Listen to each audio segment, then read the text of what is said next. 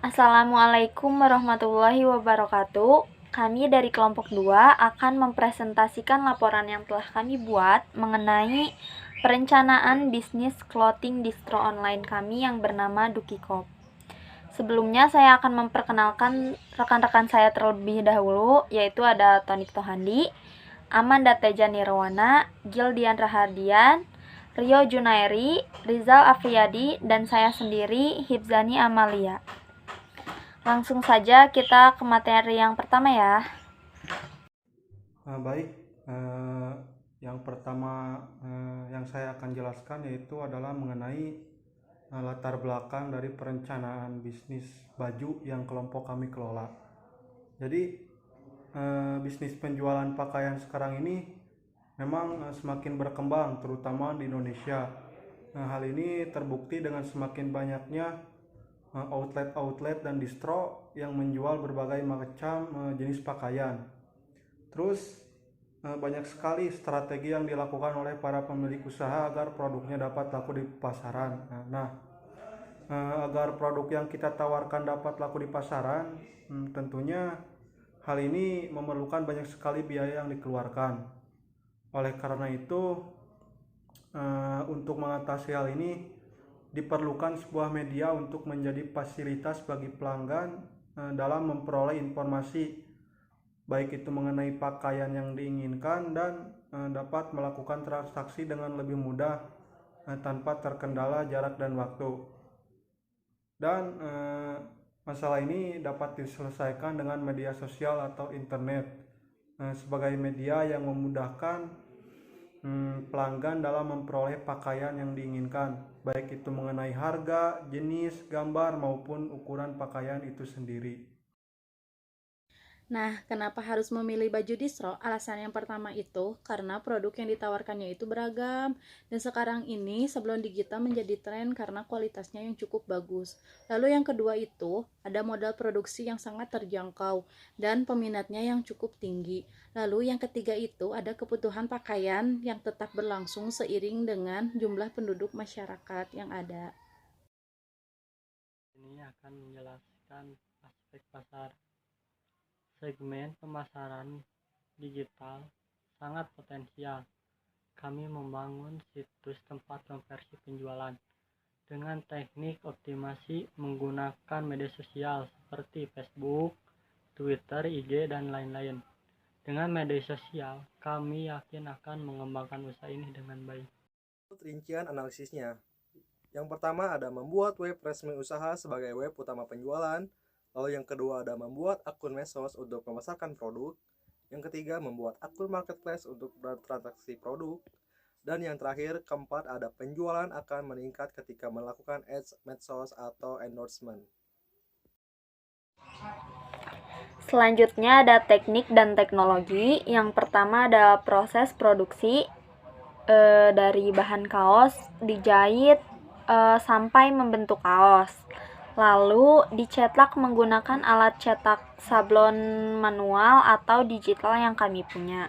Selanjutnya, kaos yang telah dicetak akan dikeringkan menggunakan alat press.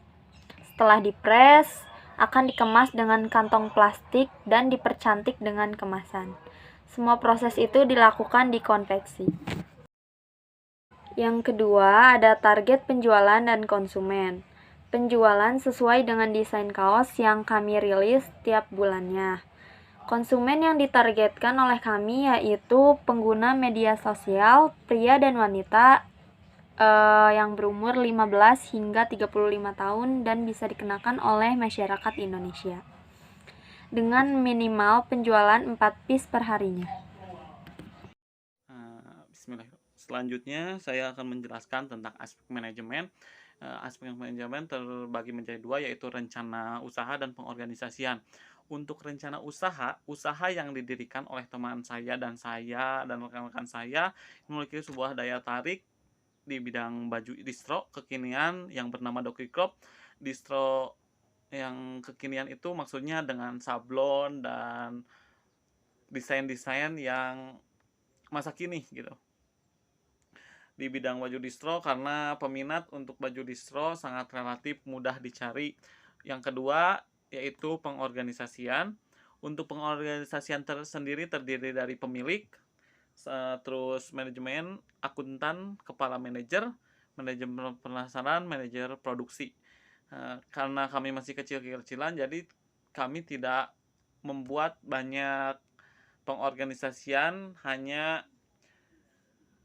sedikit dan bercabang seperti itu. Aspek dari manajemen selanjutnya yaitu actuating atau pengarahan.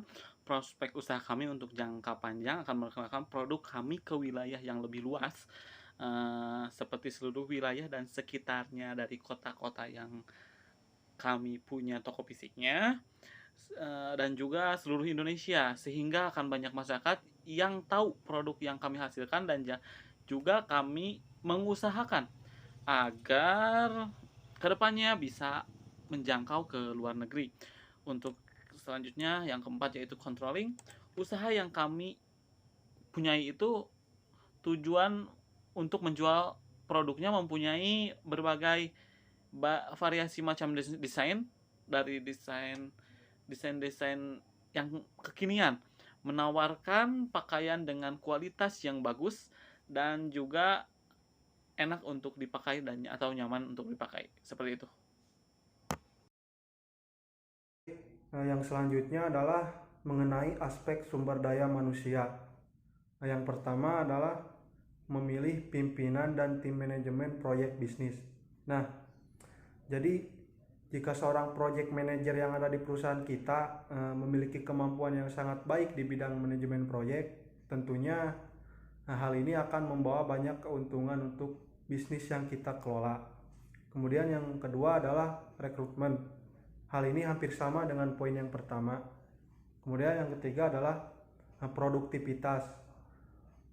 Produktivitas ini adalah kemampuan seseorang atau perusahaan untuk menghasilkan sesuatu dengan memanfaatkan sumber daya yang ada secara efektif dan efisien.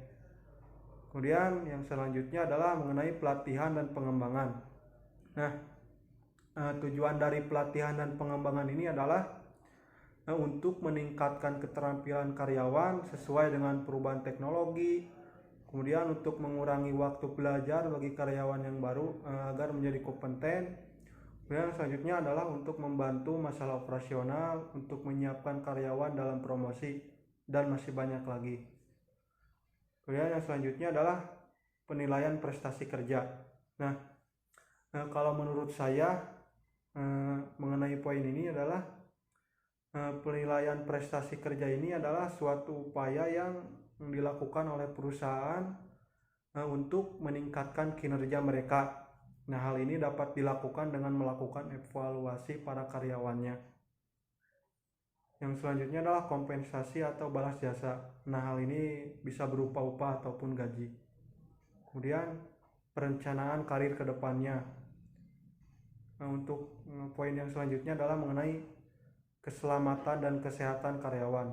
Nah, dalam hal ini perusahaan wajib menjamin kesehatan dan keselamatan karyawannya. Salah satu upaya yang dilakukan adalah dengan mendaftarkan karyawannya ke BPJS Kesehatan ataupun Ketenagakerjaan. Kemudian untuk poin yang terakhir adalah pemutusan hubungan kerja. Nah, dalam melakukan pemutusan kerja ini, perusahaan harus mempertimbangkan berbagai macam alasan-alasan yang logis dalam memecat karyawannya. Aspek finansialnya terdiri dari sumber dana. Sumber dana yang didapatkan yaitu dari sumber dana pemilik perusahaan dan juga pinjaman. Kami melakukan pinjaman untuk penambahan modal. Lalu yang kedua, arus kas yang kami jalankan itu terdiri dari penjualan, pembelian, dan biaya operasional. Lalu yang ketiga ada pemilihan investasi. Namun untuk pemilihan investasi ini kami belum melakukannya karena untuk saat ini perusahaan kami belum cukup besar, tetapi tidak menutup kemungkinan untuk di tahun berikutnya bila penjualan kami semakin meningkat, itu akan menjadi bahan perencanaan dari kami. Ini akan menjelaskan aspek ekonomi, sosial, dan politik. Yang ke-1, memberikan kesempatan kerja bagi masyarakat. Dan kedua, meningkatkan mutu hidup. Yang ketiga, menggunakan sumber daya dan produk lokal. Yang keempat, tumbuh UMKM baru bagi masyarakat. Dan kelima, lebih bangga produk lokal. Yang keenam, menambahkan pendapatan nasional. Aspek yuridis.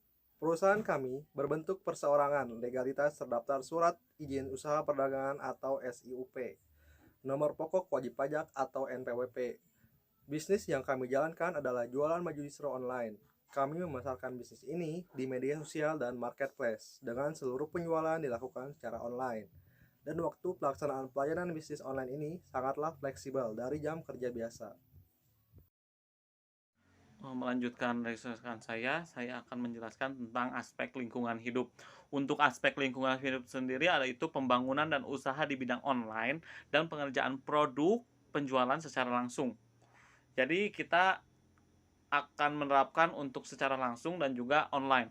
Yang dilakukan akan membawa kesejahteraan bagi masyarakat Indonesia karena memberikan solusi dalam hal mengatasi pengangguran dan mempermudah setiap orang yang ingin melakukan transaksi pembelian secara online.